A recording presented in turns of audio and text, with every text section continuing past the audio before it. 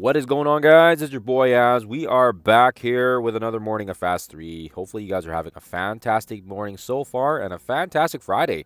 I always look forward to Fridays because it's a good time to kind of unwind and relax with the family. And, of course, as well, no work. So that's great. Yeah, let's get you guys caught up here. There was a couple things I just want to quickly chat with you guys about here to just give you guys a quick little update in case you guys might have missed it. But actually, I want to say thank you again for those of you that were able to attend the live Q&A by Rage and I, and we really had a good time here. I think definitely a few wrinkles on my side. I jarbled on and on and on and on, and I seem to be pretty good at doing that sometimes. So apologies there on my side of things, but other than that, we'll see if we do have another one in the future. We'll definitely try to smooth things over, and hopefully you guys were able to get some information out of it. Hopefully you guys were able to get some value. And of course, as well here, let's get you guys caught up. So, I mean, what ended up being a very nonchalant week has had quite a crazy amount of news this week here, right? Even with the danger room that was, unplanned. And of course, as well with the arrival of the economy update, I do feel like, yeah, that was a lot of information to digest, and they are just totally revamping it. In case you guys might have missed it, they're just totally revamping the entire economy, and they're trying to rebalance the gold and the training materials, and yeah, there's definitely, in my opinion, I think there was definitely better ways to do it. But yeah, we'll see how this looks here. I don't want to make any judgments here before they even initialize it. So we'll see what happens here when Star Wars Day is when it goes live. So May the 4th, and yeah, we'll have to see what these changes will look like for us. I think the most important thing, and I think this is really really good for at least people pushing for, for content, right? Whether it's Professor Xavier, whether it's Odin. Whether it's higher up and you're going for, for example, Blue Marvel or even Nihilus, and I'm kind of in that boat here. But they are introducing purple L4 and L5s and G21s, right? So we've already seen Pathfinder hinted at the G21s into the season store, so that was not a surprise. It was just a matter of when. And the surprising part that I found was the fact that they're bringing the L4s and the L5 ions. So we'll see what happens there. They're also going to reduce the cost of the G20s as well as some of the earlier purple L ions. So that supposedly will help, fuel the end game players and get them access to some of that content. And of course, as well, there is a huge, massive revamp with the arena where they were totally scrapping the power cores and bringing in training materials. And at first I thought, hey, this seems really bad. Like, what the heck is going on with power cores? And of course, as well, I feel like, this is good and bad. And again, I don't want to make too many choices and assumptions yet until we at least see the finished product. But how much training materials, right? Like, is it a crazy amount of training materials? Because if it's just like something mediocre, it's not going to cut the mustard, right? But having said that, if it's something substantial, right? If it's something massive to the point where, it's going to make an impact for the players, especially for people that are kind of gated right now with training materials, maybe this is the path forward, right? And if they're able to redistribute the power cores in different forms, so still keeping in the objectives and keeping it perhaps in the in the missions and the stories and the content that they've indicated that they're going to be sources of power cores, then maybe this can work, right? I just don't want them. Anytime they've moved things around like this, it's never worked, right? Like, for example, if you guys recall, we had those Blitz orbs that also awarded gold way back, and then they took that out, right? So then that gold component from those Blitz orbs vanished. Like, we never saw them again. And now they're trying to redo the same thing here with Arena, right? Do you guys remember in Arena, there was also Arena orbs too, right? That gave out shards of stuff, and then they got rid of that. So, I mean, yeah. But I do like in this case, they are taking the power cores out, but they specifically are bringing it back into a different component. So they do listen, and we'll see how they respond here. But other than that, have a look through it. There's a lot of information on here. As the envoys already said, this was like a 25 pager that they received. So yeah, quite a bit of information, lots to go through, and I'm not going to go through it here for you guys, but again, I just want to mention that probably the most one of the other next important things is this character release, and I'm not saying I'm not saying this is going to be good. I'm not saying it's going to be bad.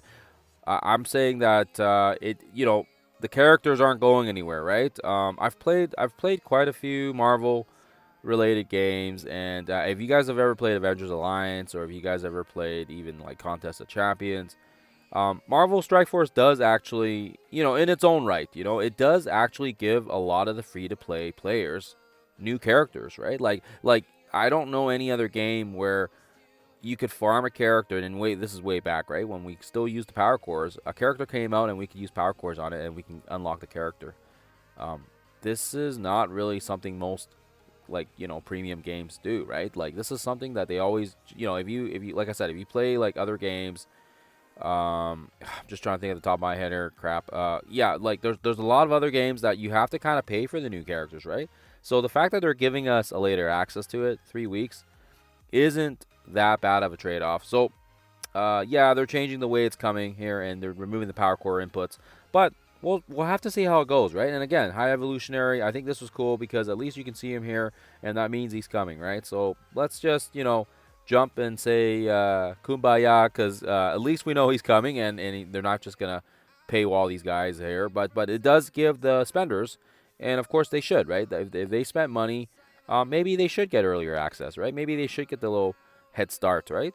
And of course, as well, the free to play can kind of follow suit afterwards. But if you're not paying for the game and you can still get these characters later on, and it's not going to change your impact by a few weeks, maybe it's the proper trade off, right? And of course, as well, on that note, maybe you should also start hoarding your power cores as well here, because yeah, you don't know, right? We don't know what's going on with the power cores, and they may be a scarce resource moving forward here, depending on what they do with the like I said, with the additional ways to get them. But I'm for sure gonna be hoarding my power cores like crazy. So that's all I'll say about the blog here. Have a read through it if you guys haven't already. It's a good amount of information, and yeah, I think everyone's gonna be talking about it next week, this week. Yeah, it was a game changer. This is the biggest overhaul I've ever seen. I've been playing this game since launch, and I've never seen it overhauled like this. So yeah, that's all I'll say about that. Okay, let's jump back into game here. So next point I want to bring out is the fact that there was a game update yesterday, and it was a forced update in case you guys weren't able to. But yeah, the Exalted X-Men are officially in the game here now, and what's important here is the fact that we can kind of start planning, right? We can start doing some of our planning here for that Scourge that's coming on Monday, but as well as the fact that our boy Wolverine, holy smokes, he is shredded, man. So his stats are reworked now, and this is really cool because obviously this is a long time coming. I feel like Wolverine's he definitely needed some love. So the 3.0 stats almost doubled his TCP, which is really great to see. And on top of that, if you guys are running the best buddies and you guys are using them, to save you some materials for Professor X, he's going to be definitely a little bit more tankier now with the Shadow King boss. So stay tuned for that. I will definitely be doing some testing later on, maybe today, and I hopefully get some footage out for you guys here to save you some. To save you some materials, and of course as well, I just want to see if he's a freaking beast or not. 3.0 stats is not a joke, right? So yeah, I'm looking forward to that. And yeah, hopefully we can get it done here. I can't guarantee you anything until I actually do the testing myself, but we did run it last time with Deadpool, Wolverine, and Captain America with Daemon and Living Mummy, and we got it done. So theoretically, we should be able to do it here, but I just want to make sure his rework stats isn't gonna like totally overpower us on the other side, right? Because Shadow King clones the same 5 characters, right? So we'll see how it goes. And I'll get back to you guys on that. Also nice to see here is our gal Jubilee getting that sweet rework as well.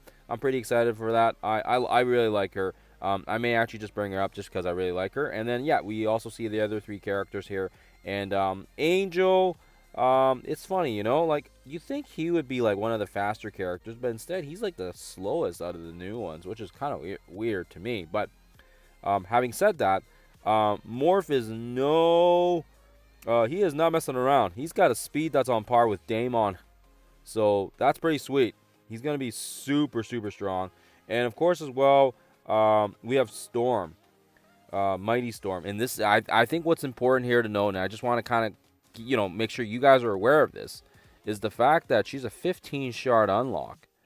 Now, that's interesting to me because why is she such a low unlock? So now, if I recall correctly, and I could be wrong here, so correct me if I'm wrong, but these, quote unquote, mighty characters are supposed to be locked through their towers.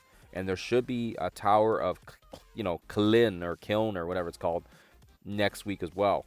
So this could potentially be a great character for us to use because she's going to also be part of that, that set, right, that you can use for trait restrictions in terms of the new scourges. So this will be good. And on top of that, she's a beast. She's also got a speed of like 133, which is not that is like the top. Like if you have a speed of over 130, you are kind of in that top echelon in this game, right? So we've got 2 out of the 5 characters over 130, right? I don't even know what Jubilee is. What is she at? What is she at? Oh, yeah, she's slow. 113. Yeah. Oh my gosh. Okay, Wolverine. What's Wolverine at? 117. Oh my god, he's faster than Jubilee. What the heck? Okay, that's weird. I did not know that. But anyways, so her uh, character itself looks really sweet. And of course, if you might have been seeing the loading screens, you would see that her info, like just the infographic itself, looks pretty sweet. So I like that. And yeah, I think it'll be interesting. They're a Cosmic Crucible team, but they should work very well. I think with the like I said, the Scourges, right? Because they basically designed it for her. And I like how when she kills, nobody gets revived. So that's pretty cool. And on top of that, when she uses like her special and her ult, she's applying slows and she's removing immunity.